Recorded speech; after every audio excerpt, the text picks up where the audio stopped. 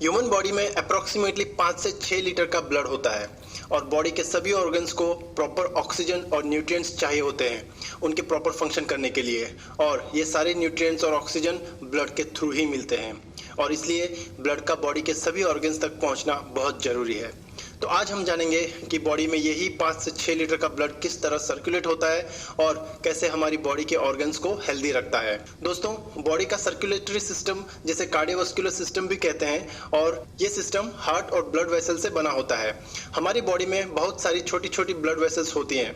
Blood vessels भी basically दो type की होती है, आर्टरीज और वेन्स। बॉडी की सभी आर्टरीज ब्लड को हार्ट से दूर लेके जाने का काम करती है, यानी ऑक्सीजन रिच ब्लड यानी ऑक्सीजन से भरपूर ब्लड को बॉडी के सभी ऑर्गन्स को सप्लाई करने का काम करती है।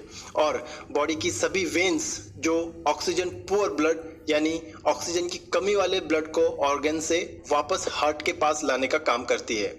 इसमें पल्मोनरी वेन्स एक्सेप्शन है, यानी पल्मोनरी वेन ही एक ऐसी वेन है जो ऑक्सीजन रिच ब्लड को हार्ट को सप्लाई करने का काम करती है। और पल्मोनरी आर्टरी हार्ट से लंग्स तक डीऑक्सीजनेटेड ब्लड को प्योर ऑक्सीजन से फिल करने के लिए लंग्स तक पहुंचाती है। इसका मतलब है कि हार्ट से ही बॉडी को pure oxygenated blood supply pump होता है और हार्ट से ही डीऑक्सीजनेटेड ब्लड प्योर होने के लिए लंग्स में भेजा जाता है और इसलिए हार्ट बॉडी का सबसे इंपॉर्टेंट ऑर्गन है। ब्लड वेसल्स का बॉडी में जो सिस्टम या स्ट्रक्चर है वो किसी ट्री यानी पेड़ की तरह होता है। एग्जाम्पल, ट्री का एक मेन ट्रंक होता है जो ऊपर अलग अलग ब्रांचेस में डिवाइड होता है और जो आगे और भी डिवाइड होता है उससे भी छोटी छोटी डालियों में, और इस तरह पूरे पेड़ में बहुत सारे कनेक्शंस होते हैं एक दूसरे से। सिमिलरली बॉडी में भी सबसे बड़ी आर्टरी होती है जिसका नाम है एओर्टा, जो दूसरी आर्टरीज में डिवाइड होती है और जो फर्दर और छोटी आर्टरीज में डिवाइड होकर आखिरी में छोटी छोटी वेसल्स में डिवाइड होती है। और ये टाइनी वेसल्स एक नेटवर्क बनाती है जिसे कैपिलरी नेटवर्क कहा जाता है और इन्हें रेड कलर में रिप्रेजेंट किया जाता है क्योंकि ऑक्सीजन रिच ब्लड सप्लाई करती है। और इसी तरह से वेन्स में भी सबसे बड़ी वेन होती है वेना कावा, जो पीछे उससे भी छोटी छोटी वेन्स और आखिरी में कैपिलरीज से बनी होती है और इसे ब्लू कलर में दिखाया जाता है क्योंकि ये ऑक्सीजन पुअर ब्लड सप्लाई करती है। कैपिलरीज को बॉडी में सबसे छोटी ब्लड वेसल्स कहा जाता है और सभी ऑर्गन्स में आर्टरीज और वेन्स की कैपिलरीज में ही ऑक्सीजन और कार्बन डाइऑक्साइड का एक्सचेंज होता है। एक्चुअली हमारी बॉडी में एक नहीं बल्कि दो ब्लड सर्कुलेटरी सिस्टम होते हैं जो एक दूसरे से कनेक्टेड होते हैं। पहला सिस्टमिक सर्कुलेशन जो बॉडी का मेजर सर्कुलेशन सिस्टम है और हार्ट इसमें इंपॉर्टेंट रोल प्ले करता है। इसमें बॉडी के सभी ऑर्गन्स, टिश्यूज और सेल्स को ब्लड सप्लाई होता है ताकि उन्हें ऑक्सीजन और अदर नेसेसरी न्यूट्रिएंट्स मिल सके।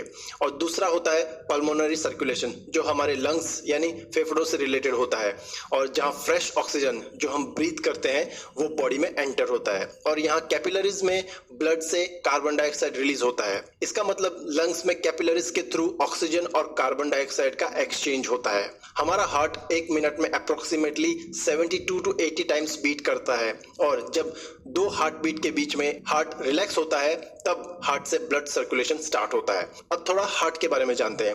हार्ट में 4 चैम्बर होते हैं, 2 ऊपर और 2 नीचे। ऊपर वाले दोनों चैम्बर्स को एट्रियम कहते हैं, यानी एक लेफ्ट एट्रियम और दूसरा राइट एट्रियम, और नीचे वाले दोनों चैम्बर्स को वेंट्रिकल्स कहते हैं, यानी एक लेफ्ट वेंट्रिकल और दूसरा राइट वेंट्रिकल।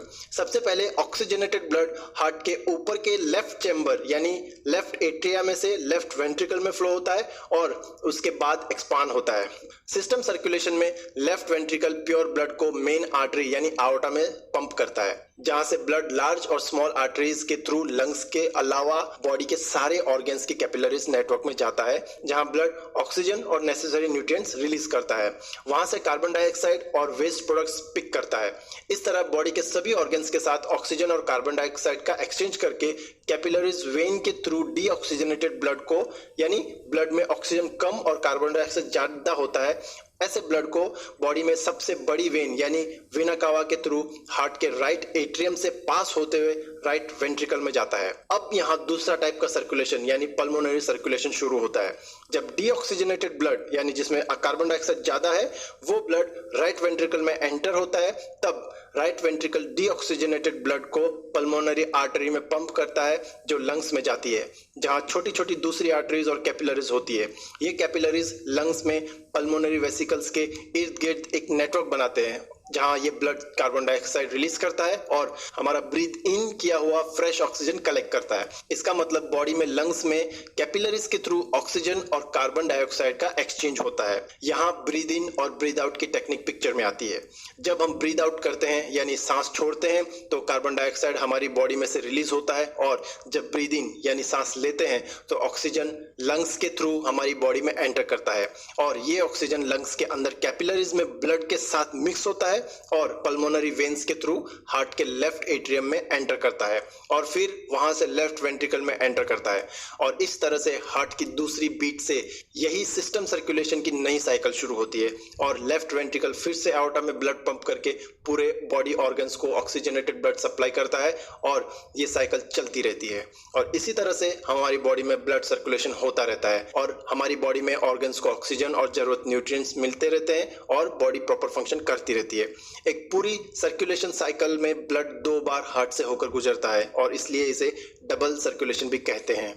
दोस्तों, मैंने इस वीडियो में आपको ह्यूमन बॉडी में सर्कुलेशन कैसे होता है ये सिंपल वे में समझाने की कोशिश की है, और अगर आपको इसके अलावा और कुछ पूछना है तो आप कमेंट करके पूछ सकते हो। आपको ये वीडियो कैसा लगा ये भी आप कमेंट करके बता सकते हैं। अगर आपको ये वीडियो पसंद आया है तो लाइक करें और अपने फ्रेंड्स और रिलेटिव्स को जरूर शेयर करें ताकि वो भी इसके बारे में जान सके और अपनी नॉलेज बढ़ा सके, क्योंकि बॉडी में ब्लड सर्कुलेशन का टॉपिक सबके लिए एक इंटरेस्टेड टॉपिक है और ये सबको जानना भी चाहिए। चैनल को सब्सक्राइब जरूर करें और मेरे आगे के वीडियोस को देखने के लिए नोटिफिकेशन बेल पे क्लिक करके नोटिफिकेशन ऑन कर लें। Thank you.